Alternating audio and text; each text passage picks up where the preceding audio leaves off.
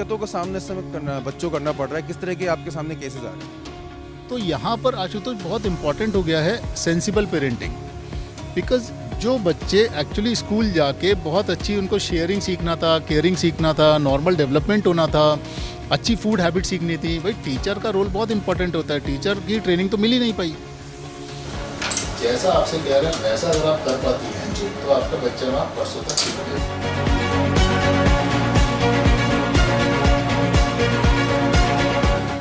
फिर इस समस्या का निजात क्या है, क्योंकि बच्चों से ज़्यादा यहाँ पर पेरेंट्स को समझने की ज़रूरत है। ज़्यादातर बच्चों में हम लोग देख रहे हैं, पर्टिकुलरली 3 साल से 10-11 साल के बच्चों में बिहेवियरल इश्यूज आए हैं।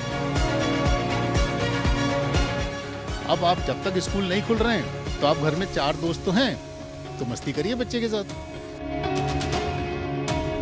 कि स्कूल भेजें कि नहीं भेजें, क्या हमारा बच्चा कोरोना से प्रभावित तो नहीं हो रहा है?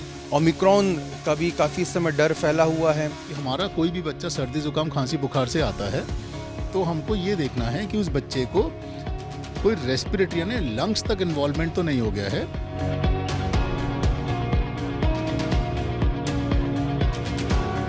मेरे को ऐसा सीन बिल्कुल नहीं दिख रहा कि जैसा सेकंड वेव में हुआ था कि थर्ड वेव कुछ आएगी और बहुत डिवास्टेटिंग होगी और बच्चों के लिए बहुत खतरनाक हो जाएगी और बच्चे जो हैं वो आईसीयू में, ऐसा मुझे तो नहीं दिखता।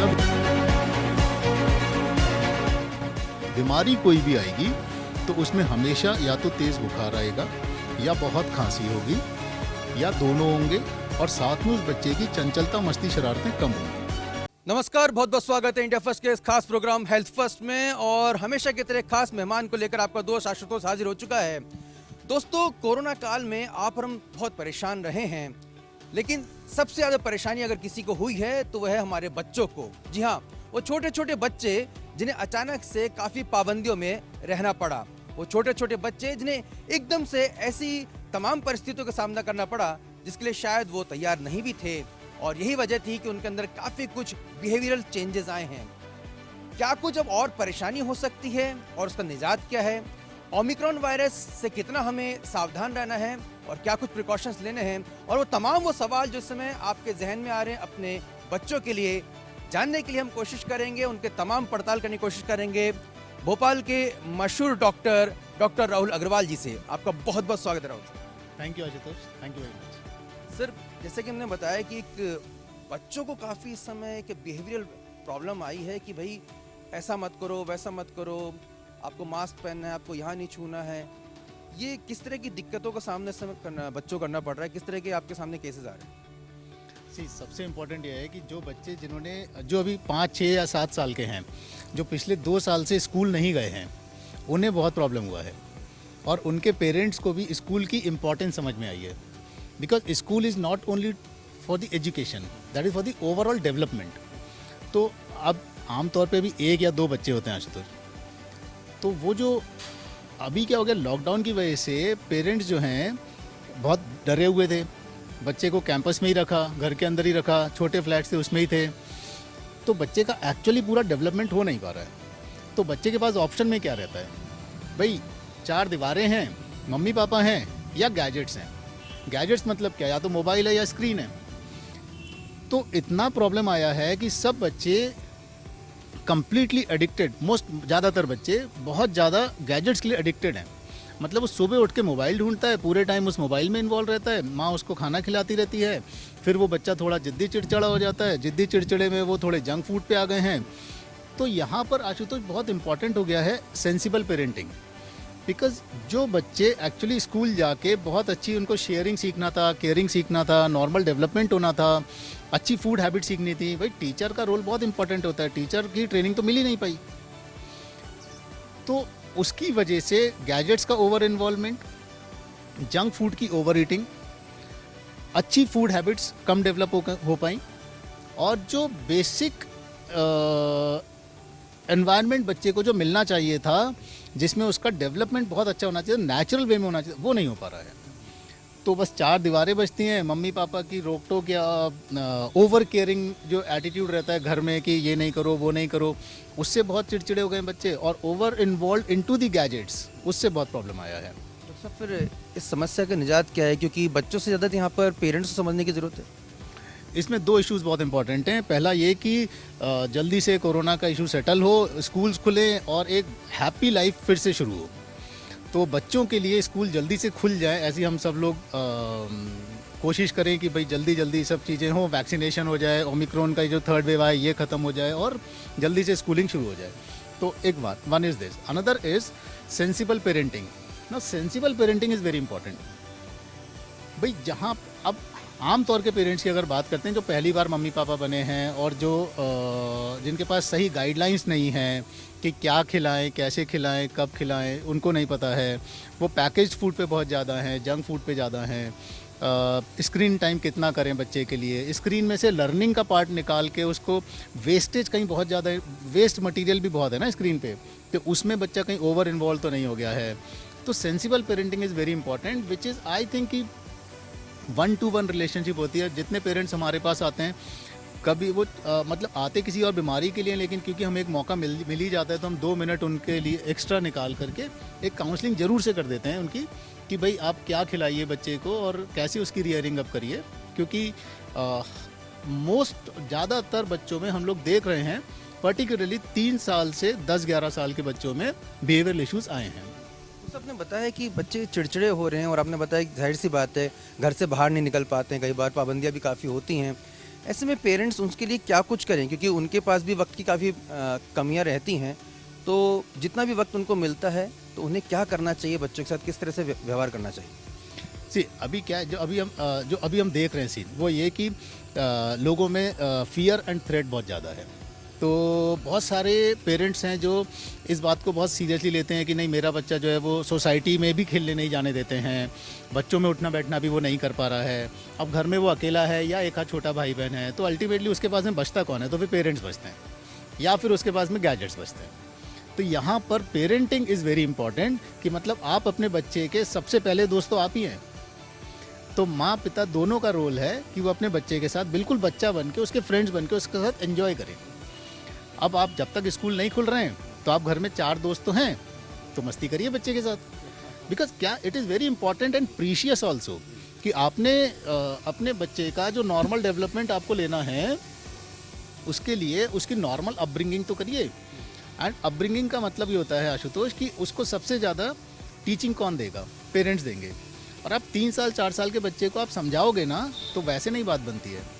वहीं पर एक थोड़ी सी इंटेलिजेंट पेरेंट्स होने चाहिए जिनको ये समझे कि how to deal with the child. जैसे कोई प्रॉब्लम आपने नोटिस कर ली, अब उसमें आप उसको समझा के कुछ नहीं अचीव कर पाओगे, आप उसको किसी बहाने से या किसी एक्टिविटी से आप उसकी ट्रेनिंग कर पाओगे। तो यहाँ पर मेरा सबसे सभी पेरेंट्स से एक रिक्वेस्ट है कि आप अपनी लाइफ में से 2 घंटे का टाइम ज़रूर निकालिए, दोनों पेरेंट्स वर्किंग है देन ऑल्सो, और अपने बच्चे के साथ बिल्कुल उसके दोस्त बन के खेलिए, मस्ती करिए।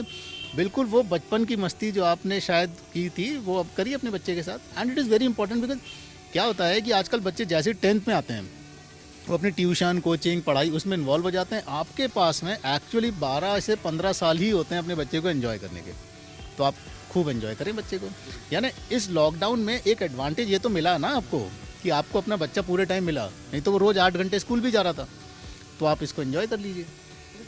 आजकल पेरेंट्स की सबसे ज़्यादा एक कहा जा सकता चिंता का पहलू ये भी है कि स्कूल भेजें कि नहीं भेजें, क्या हमारा बच्चा कोरोना से प्रभावित तो नहीं हो रहा है। ओमिक्रॉन का भी काफ़ी इस समय डर फैला हुआ है।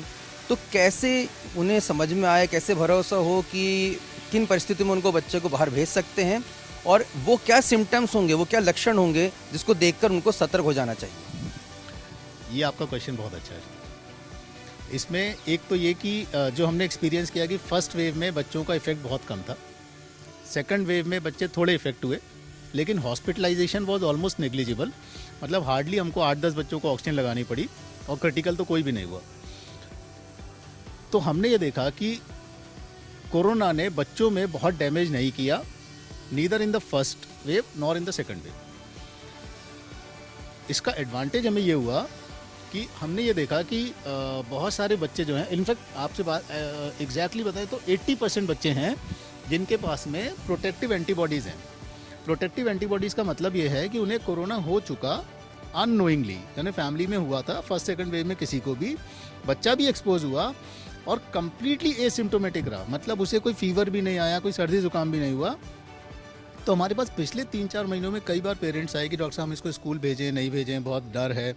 तो हमने बोला आप एंटीबॉडीज़ चेक करा लीजिए, and it was to our surprise कि 70 to 80% बच्चों में एंटीबॉडीज़ पॉजिटिव हैं, that to in very good amount. यानी अगले 6-8 महीने तक तो बच्चे वैसे ही सुरक्षित हैं बिकॉज उनके पास कोरोना एंटीबॉडीज़ है। अब यहाँ पर शुरू होगा कि थर्ड वेव आ गई, तो थर्ड वेव किसको अफेक्ट करेगी? तो जो वैक्सीनेटेड नहीं है या जिनके पास प्रोटेक्टिव एंटीबॉडीज़ नहीं है। वैक्सीनेटेड अब कौन नहीं है? तो 18 साल से नीचे के बच्चे नहीं हैं, बाकी सब ऑलमोस्ट वैक्सीनेटेड हैं। तो थर्ड वेव का जो एक फियर आ रहा है कि वो बच्चों को इफेक्ट करेगी, वो इसी रीज़न से फियर है कि क्योंकि बच्चे ही वैक्सीनेटेड नहीं हैं। तो उसके लिए गवर्नमेंट की ड्राइव आ गई है, 3 जनवरी से वैक्सीनेशन शुरू हो रहा है। और ये हमारी बात हो गई आपसे कि 70 to 80% बच्चे वैसे ही एंटीबॉडी प्रोटेक्टेड हैं, मतलब वो वैसे भी थ्रेट पे नहीं हैं। तो मुझे लगता है कि अब जो थर्ड वेव आएगी या ऑलमोस्ट आने ही वाली है, वो उसमें सर्दी जुकाम खांसी बुखार की तरह प्रेजेंट करेगा। अब इसमें क्या होता है आशुतोष, ये मंथ्स जो होते हैं दिसंबर जनवरी फरवरी, ये मंथ्स विंटर मंथ्स जो होते हैं, इसमें हमको नॉर्मली भी बच्चों में rhino virus, respiratory syncytial virus, flu virus, ये कुछ नॉर्मल वायरसेस हैं जो इसी मौसम में एक्टिवेट होते हैं और खूब सर्दी जुकाम खांसी बुखार रहता है। उसी में अब ये ओमिक्रॉन या कोरोना का और कोई वेरिएंट, वो सब इसी में मिक्सअप होकर के ही प्रेजेंट करेगा। But for us as a doctor and paediatrician, हमारे पास में चैलेंज सिर्फ इतना ही है कि हमारा कोई भी बच्चा सर्दी जुकाम खांसी बुखार से आता है तो हमको ये देखना है कि उस बच्चे को कोई रेस्पिरेटरी यानी लंग्स तक इन्वॉल्वमेंट तो नहीं हो गया है, वो बच्चा सीरियस तो नहीं है, उसका ऑक्सीजन सैचुरेशन मेंटेन्ड है, उसको कोई रेस्पिरेटरी डिस्ट्रेस तो नहीं है। हाई ग्रेड फीवर तो किसी भी वायरल डिजीज़ में आता है 2 से 3 दिन का, और वो हम मैनेज करने की ट्रेनिंग पेरेंट्स को देते हैं। अब यहाँ पर हमको एज अ डॉक्टर थोड़ा एक्स्ट्रा विजिलेंट होकर चलना पड़ेगा और पेरेंट्स को हमको एडवाइस देनी पड़ेगी कि आपको जब तक बच्चे का खेल मस्ती चंचलता भरपूर मिल रही है, आपका बच्चा खेल रहा है, खा पी रहा है, यूरिन आउटपुट इसका ठीक ठाक है, यानी माँ को एक फीलिंग रहती है कि नहीं मेरा बच्चा ठीक है, तब तक आप उसको घर पे मैनेज करें। आपका बच्चा 3 से 5 दिन में पूरी तरह से रिकवरी ले लेगा, चाहे वो ओमिक्रॉन हो या आपका कोई और नॉर्मल रेस्पिरेटरी वायरस डिजीज़ हो। जो मैं या कोई भी हम लोग ऐसा सस्पेक्ट कर रहे हैं कि 1% ऑफ द पॉपुलेशन जहाँ पे सेंसिटिव लंग्स हैं, एलर्जिक एयरवेज हैं, या कोई कंजेनाइटल हार्ट डिजीज़ हैं, या कुछ और भी कोमॉर्बिडिटी डिजीज़ हैं बच्चों में, उसमें हो सकता है कि 1% बच्चों को डिजीज़ ज़्यादा अफेक्ट करे, उनको रेस्पिरेटरी डिस्ट्रेस हो और उनको ऑक्सीजन सैचुरेशन लो हो और उन्हें हमें हॉस्पिटलाइज करके ऑक्सीजन सपोर्ट देना पड़े। लेकिन मेरे को ऐसा सीन बिल्कुल नहीं दिख रहा कि जैसा सेकंड वेव में हुआ था कि थर्ड वेव कुछ आएगी और बहुत डिवास्टेटिंग होगी और बच्चों के लिए बहुत खतरनाक हो जाएगी और बच्चे जो हैं वो आईसीयू में, ऐसा मुझे तो नहीं दिखता। बिकॉज उसके 2-3 रीजंस हैं। One is almost 80% antibody protected हैं। दूसरा जो अब जैसे जैसे और जो वेरिएंट्स आएंगे वो उतने हजार्डस नहीं होंगे जो बहुत रैपिड डैमेज करें। एंड तो अभी ऐसा लगता है कि 1% of the population, paediatric population, में require hospitalisation for 3 to 4 days, और इससे ज़्यादा सीरियस इलनेस नहीं आएगी। मतलब जो हम लोग जिस चीज़ से हम लोग डरे हुए हैं सेकंड वेव का जो सीन था, वैसा बच्चों में नहीं आएगा, ऐसी हमारी एक्सपेक्टेशन है। डॉक्टर साहब, ये बात और आपसे समझना चाहेंगे कि जब बच्चा थोड़ा छींकने लगता है, जुकाम होती है, तो उस समय पेरेंट्स को ये डर बैठ जाता है कि भाई कहीं ये इसको वायरस से अफेक्टेड तो नहीं हो गया है, किसके साथ ये घूम रहा था। तो कैसे समझे कि भाई ये जो जुकाम हुई है वो नॉर्मल है, जैसे कि आपने बताया कि सर्दियों के महीने में अक्सर हो जाया करती है, या फिर नहीं भाई ये एक सिम्टम्स हैं, इसको आपको सतर्क रहना है और आपको डॉक्टर से कंसल्ट करना है। इसमें ना हमको डिफ्रेंशिएट करना होता है कि क्या नॉर्मल है, कौन सा डिजीज़ है और कौन सा एलर्जी है। तो पहली बात तो ये कि ये जो ड्राई वेदर होता है, इसमें जो सूखी ड्राई हवा है जिसमें हमको स्किन पे, लिप्स पे ड्राइनेस रहती है, वो सूखी हवा जो होती है वो नेज़ल म्यूकोसा को भी ड्राई करती है। तो नेज़ल म्यूकोसा जब भी ड्राई होगी और इरिटेट होगी तो उसमें से सिक्रीशंस आएंगे। यानी सब बच्चों को थोड़ा नज़ला ज़ुकाम, घर घर खर 10-15 छींके, 10-15 खांसी, ये नॉर्मल होता है, सबके लिए नॉर्मल होता है। तो आपको इसको बीमारी नहीं मानना है। इससे ज़्यादा है यानी खूब छींक रहा है आपका बच्चा, तो आप उसको, लेकिन फीवर नहीं है, बहुत खांसी नहीं है, चंचलता मस्ती भरपूर है, तो आप उसको एलर्जी मान सकते हैं और डॉक्टर से कंसल्टेशन ले सकते हैं। बीमारी कोई भी आएगी तो उसमें हमेशा या तो तेज़ बुखार आएगा या बहुत खांसी होगी या दोनों होंगे, और साथ में उस बच्चे की चंचलता मस्ती शरारतें कम होंगी। तो आपके लिए बड़े इंपॉर्टेंट मार्कर्स हैं, हाई ग्रेड फीवर है, बहुत खांसी है, या आपका बच्चा सुस्त तनमना चिड़चिड़ा हो रहा है। ये बड़ा इंपॉर्टेंट मार्कर है, और ये ना हर डॉक्टर के लिए भी बड़ा इंपॉर्टेंट होता है कि जब भी पेरेंट्स ये बोलें कि डॉक्टर साहब मेरा बच्चा सुस्त है, खेल नहीं रहा है, तो आप ज़रूर से उसका ऑक्सीजन सैचुरेशन चेक करिए, उसके सारे वाइटल्स चेक करिए, और उस बच्चे पे आप स्पेशली ज़्यादा विजिलेंट रहिए जहाँ पे पेरेंट्स ये कहते हैं कि बच्चा सुस्त हो रहा है और खेल नहीं रहा। ये बीमारी के मार्कर्स हैं। एक बात और कि जो छोटे बच्चे हैं, अगर हम कहें कि 1 साल से 5 साल के बीच के जो बच्चे हैं, जो अभी हो सकता है कहीं तो स्कूल भी नहीं जा रहे हों, लेकिन वो अभी उनका वैक्सीन का जो चालू होगी, कवायद चालू होगी, काफ़ी समय बाद शायद शुरू हो, वो किस तरह का प्रिकॉशन लें और उनके लिए कितना सतर्क रहने का, कितना घबराने की या परेशान होने की ज़रूरत है? जो मुझे लगता है कि 75 to 80% तो ऑलरेडी एंटीबॉडी प्रोटेक्टेड हैं। अब जो बाकी बचे हैं वो मुझे लगता है छोटे बच्चे, यानी 15 से 18 तो वैक्सीनेट हो जाएंगे। उनसे नीचे की जो एज ग्रुप की जो पॉपुलेशन है, वो मुझे लगता है थर्ड वेव में ऑलमोस्ट सभी बच्चे जो हैं वो एज गुड एज वैक्सीनेटेड हो जाएंगे। मतलब कि जो अब थर्ड वेव आएगी उसमें जो उनको एक्सपोजर मिलेगा तो उससे उनको एंटीबॉडीज़ बन जाएंगी। और कुछ बच्चे फिर वही होगा कि लाइक 30-40% बच्चे कम्प्लीटली एसिम्टोमेटिक रहेंगे। किसी को मामूली सर्दी जुकाम खांसी बुखार होगा, कोई 2 दिन के लिए बीमार होगा, कोई 4-5 दिन के लिए होगा, बट बहुत ही ज़्यादा डेंजरस डिजीज़ आएगी और बच्चों में कुछ ICUs की बहुत ज़्यादा नीड पड़ेगी, ऐसा लगता तो नहीं है looking at this scientific issues. पर अगर इवन 1% पॉपुलेशन ऑफ पीडियाट्रिक्स को भी अगर ऑक्सीजन सपोर्ट देने की ज़रूरत पड़ती है, तो भी मुझे लगता है कि अगर 1% पॉपुलेशन को भी, तो भी पूरे मध्य प्रदेश में आपको बहुत सारे ऑक्सीजन बेड्स लग जाएंगे अगर ऐसी ज़रूरत आई तो ये बड़ा बस ये 1% पॉपुलेशन जिसको ऑक्सीजन की ज़रूरत पड़ सकती है, ये अनप्रेडिक्टेबल है। हो सकता है कि बहुत ही आसानी के साथ में 2 महीने निकल जाएं, या हो सकता है 1% पॉपुलेशन के लिए अरेंजमेंट्स की ज़रूरत पड़े। अगर पड़ेगी तो वो चैलेंज रहेगा। इससे बचने के लिए जाहिर तौर पे सरकार तो अपने स्तर पे तैयारी करेगी ही।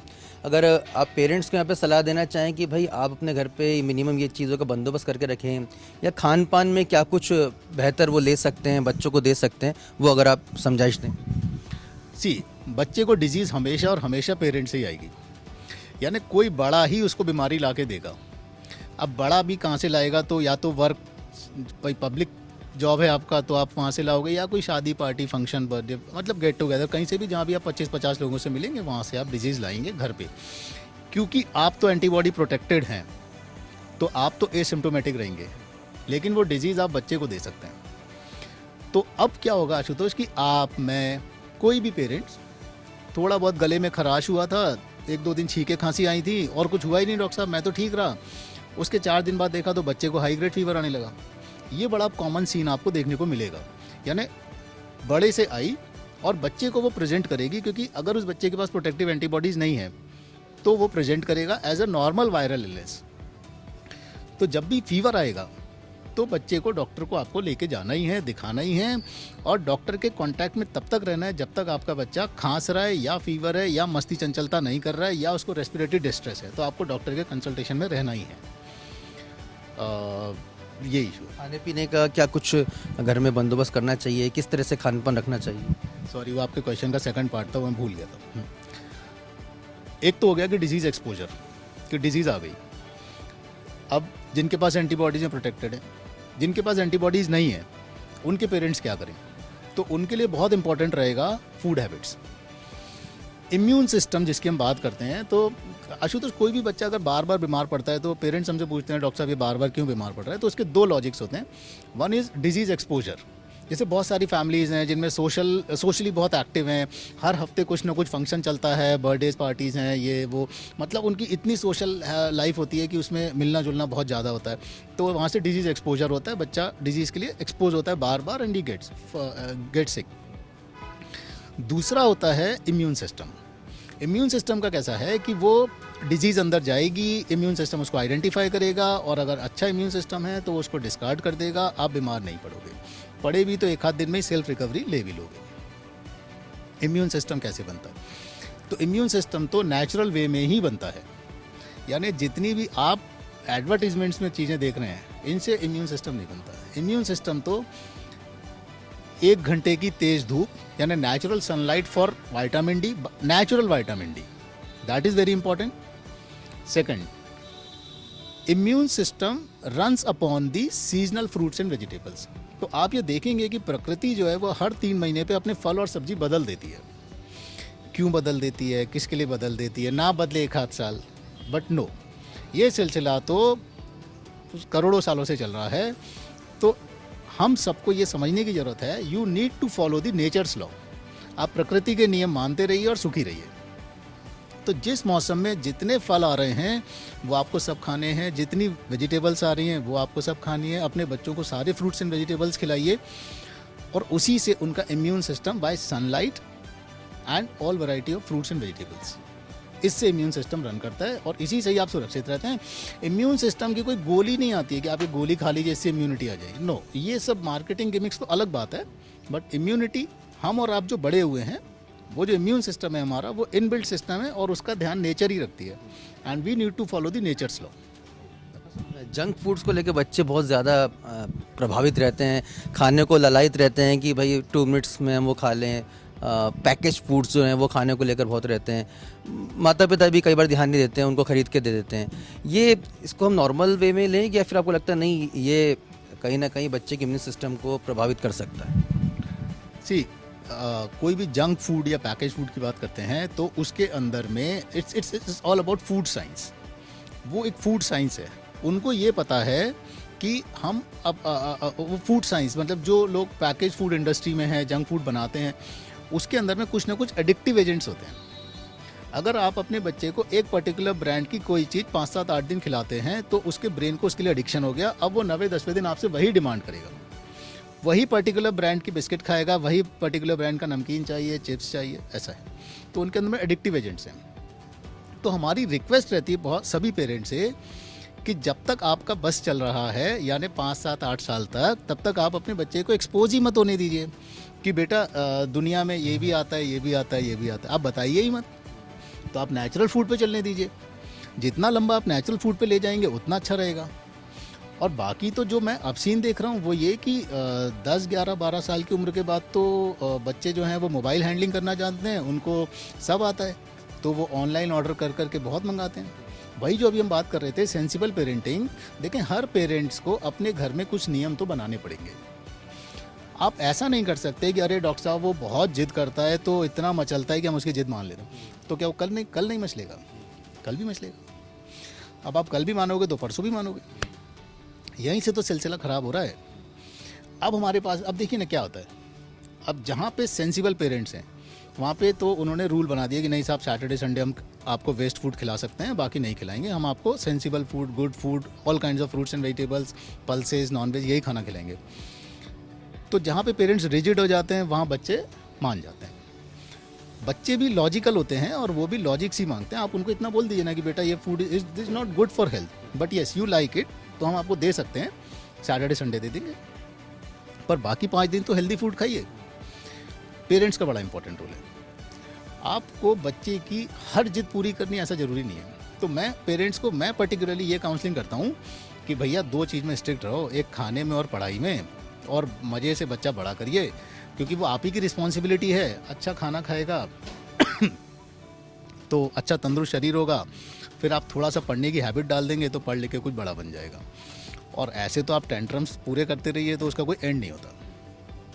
सीखा आपने कहीं ना कहीं। अगर बच्चों की परवरिश के लेकर जितने भी तमाम सवाल हैं, बीमारी सर आपसे जो मैं समझ पा रहा हूँ वो बीमारी इतनी कॉम्प्लिकेटेड नहीं है जितना आपने समझाया कि कहीं ना कहीं पेरेंटिंग बहुत इंपॉर्टेंट है, और उसमें आपने एक वर्ड दिया सेंसिबल पेरेंटिंग।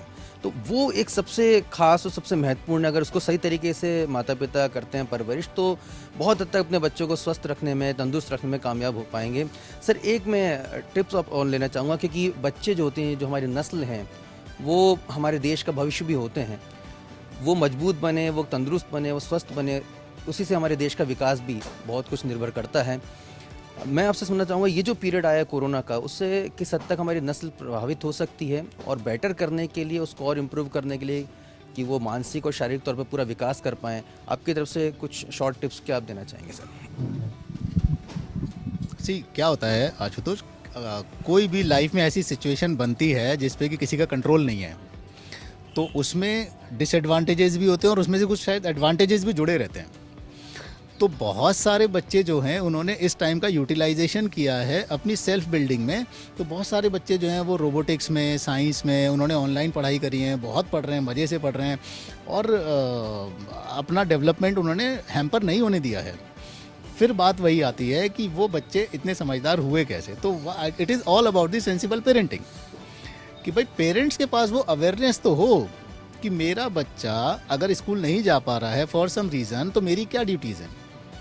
और ऑनलाइन तो सब कुछ ही है आपके पास, मतलब ऐसी वर्ल्ड की कौन सी इन्फॉर्मेशन है जो आप अपने बच्चे को नहीं दे सकते। You can give anything. Online learning platforms आ रहे हैं।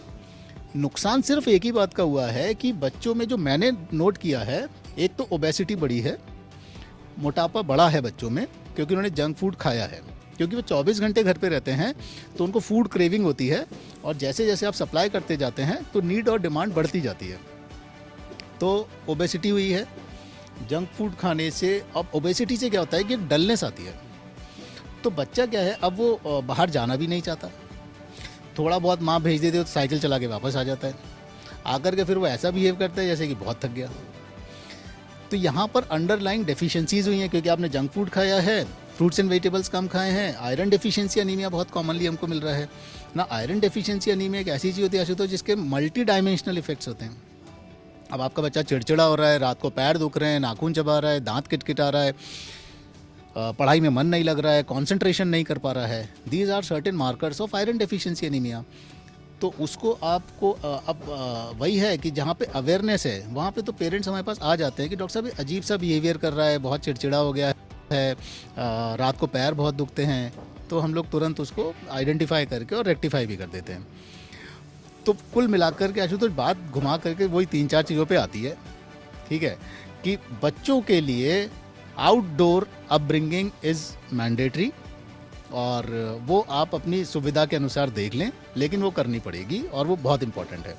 हमने देखा है कि कुछ बच्चों का अब बाहर जाने में रिलक्टेंस आ गया है। बच्चे अपना गैजेट्स, मोबाइल, थोड़ी बहुत पढ़ाई और जंक फूड और बाकी सोना, इसी में कंफर्टेबल एक जोन डेवलप कर लिया उन्होंने। तो पेरेंट्स के लिए एक चैलेंज आएगा। मेरे को लगता है कि अब हमको सब जैसे स्कूल खुले और ये थर्ड वेव ख़त्म हो तो उसमें स्पोर्ट्स जो है वो इतना मैंडेटरी कर दिया जाए 2 घंटा डेली, क्योंकि बहुत नुकसान हुआ है। तो फिजिकल एक्टिविटीज़ नीडेड। तो दर्शकों, बहुत ही इम्पोर्टेंट इन्फॉर्मेशन इस प्रोग्राम के ज़रिए हमने डॉक्टर राहुल से जानी है और समझी है, और उन तमाम पेरेंट्स के लिए बहुत ही इम्पोर्टेंट यहाँ पे टिप्स उन्होंने दिए हैं, नसीहतें दी हैं कि देखिए बच्चे को क्या बीमारी लग सकती है या नहीं लग सकती, उसके लिए आपकी पेरेंटिंग बहुत इंपॉर्टेंट है।